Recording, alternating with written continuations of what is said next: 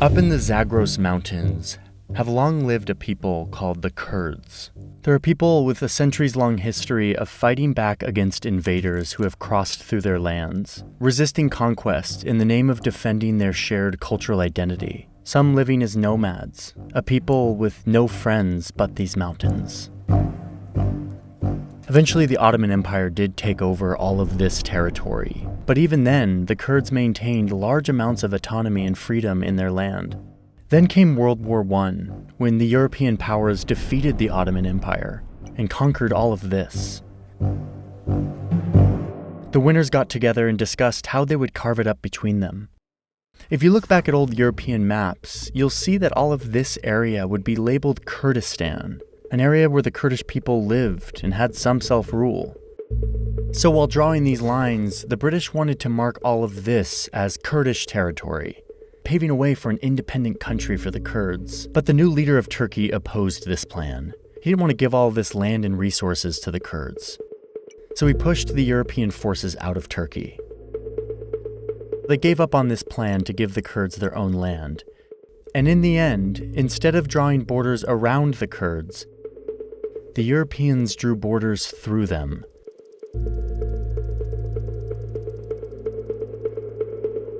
What could have been Kurdistan was now 5 different territories. The Kurds split between them.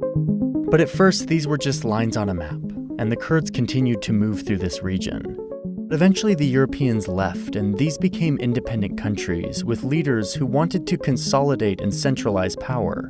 So these lines hardened, restricting the Kurds' movement and their livelihood in this region. But even still, across this region, the Kurds didn't give up on their idea of someday gaining independence, self-rule, or maybe even a country of their own.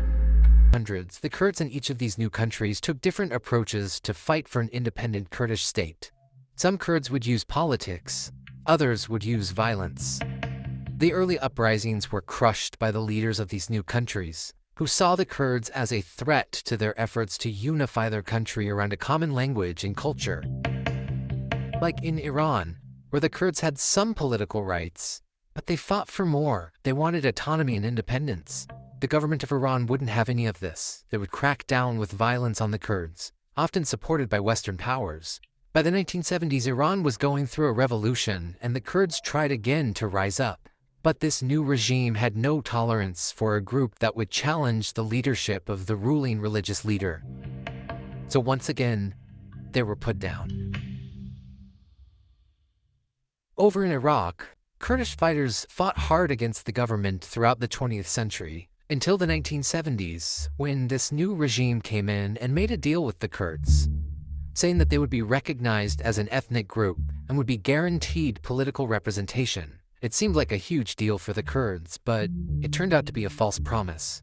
The Iraqi regime, now led by Saddam Hussein, would continue to repress the Kurds, eventually dropping deadly chemical weapons on Kurdish towns in Iraq, systematically killing thousands of Kurdish civilians in a genocide supported by American-made supplies that were sold to Saddam.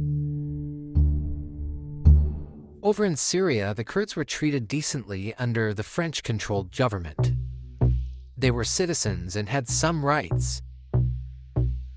But after the French left in the 40s, the regimes that came after oppressed the Kurds, and by the 1970s, the Syrian government was arresting and deporting them, taking their land and giving it to Arabs. In total, the Syrian government would remove 140,000 Kurds from the country. Decades later, Syria and the United States would both find the Kurds in Syria useful for their political goals. But first, let's talk about Turkey. There's more Kurdish people here than in any other country.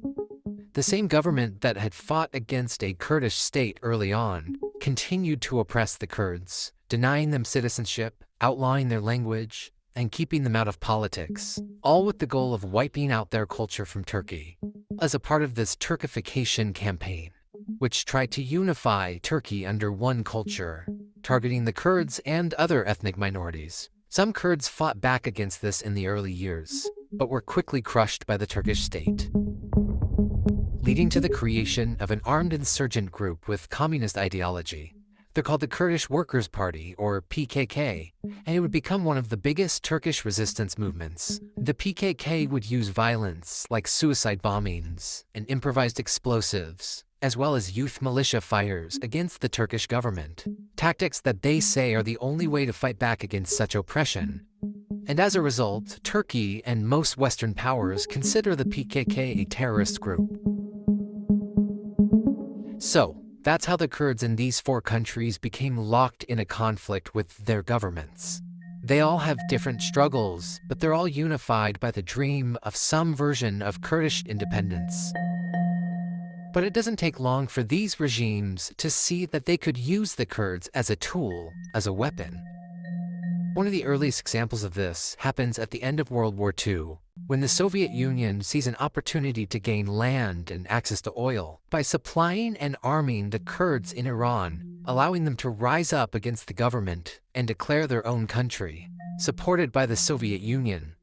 But it didn't work. The US pressures the Soviets to leave, and now without support, the government of Iran, which is backed by the US and UK, go on to crush this movement of Kurds in their country. The Kurds are back to being repressed by the government. In the 1980s, Syria uses the Kurds as a weapon against its rival Turkey, when it allows the PKK to start operating within Syria, giving them money and weapons so that they can hurt Turkey. Syria is doing this in spite of having spent years removing hundreds of thousands of Kurds from its own country. This escalates the conflict between these two, and Turkey threatens to invade Syria. So Syria backs down and kicks the PKK out to avoid being invaded, showing once again how the Kurds' willingness to fight can easily become a pawn in the geopolitics of the region, discarded once they aren't useful anymore. In the 1980s, Iran and Iraq both used the Kurds at the same time as a weapon to hurt each other. Even as both countries are cracking down on Kurds in their own country, Saddam Hussein funds and arms the Kurds in Iran, while Iran funds the Kurds in northern Iraq, both sides hoping to spark a Kurdish uprising that will distract and weaken their enemy. In Iraq, Saddam Hussein retaliates against the Kurds in his country with that genocidal chemical attack we talked about earlier that killed at least 50,000 Kurdish people and probably much more. Once again, the Kurdish dream of independence was used by outsiders as a weapon, and the Kurdish people paid heavily for it. The US would get involved when, in the 90s, they would come to this region fighting against Saddam Hussein for the first time. The US rallies the Kurds, calling for them to overthrow Saddam. George Bush Sr. literally calls them to action with television and radio broadcasts throughout the country, that the Iraqi people should put him aside, and that would facilitate the resolution of all these problems that exist, and certainly would facilitate the acceptance of Iraq back into the family of peace-loving nations. And it seems to work. It sparks an uprising that looks successful at first. The US had instigated this uprising, and they have forces in the region that they could send to support the Kurds, but they do nothing. This allows Saddam to regather his forces and crush this coup, and to increase this oppression, ensuring that nothing like this ever happens again. Now, the US and UK do eventually step in to create this no-fly zone, meant to protect the Kurds in the north and the Shiites in the south. This gives the Kurds some autonomy over their region and protects them from further airstrikes by the Iraqi army. Soon, the US is back in Iraq. It's 2003, and the Bush administration decides to invade and remove Saddam from power. The Kurds in Iraq hope that the US presence in this region will mean finally they will get their own state. They will be independent. They join the US in fighting against Saddam and his loyalists, battling insurgents, and later against ISIS. The Kurds would even go on to hold a vote, showing that 92% of the population was in favor of independence. But the US won't support this, worried that it might destabilize this new Iraqi state that the US just propped up. Even when the Kurds fight on the side of the US and their interests, US support for their cause still remains very limited. they still look the other way as Turkey bombs their towns in Iraq, hunting for the PKK. This same pattern has continued in recent years in the country of Syria, a country that descended into civil war around 2011. This chaos looked like an opportunity for the Kurds in Syria, a chance to establish real control over what they see as a part of Kurdistan. The PKK in Turkey helps create a new Kurdish militia called the People's Protection Unit, or YPG. They seize large swaths of land in the north, and they declare self-governance. Around the same time, the terrorist group ISIS is taking huge swaths of territory in the north and east of the country, creating their so-called caliphate. And here comes the US once again, asking the Kurds for help, hoping that they will fight against ISIS on the ground for them. But because this group is allied with the PKK, which they consider a terrorist group, the US asks this militia to rebrand themselves to the Syrian Democratic Forces, which obscures their connection to the PKK. The US then trains, funds, and arms them to fight ISIS. The Kurds are once again the US's weapon. This plan works, and with help from US airstrikes, this Kurdish militia kicks ISIS out of more and more land.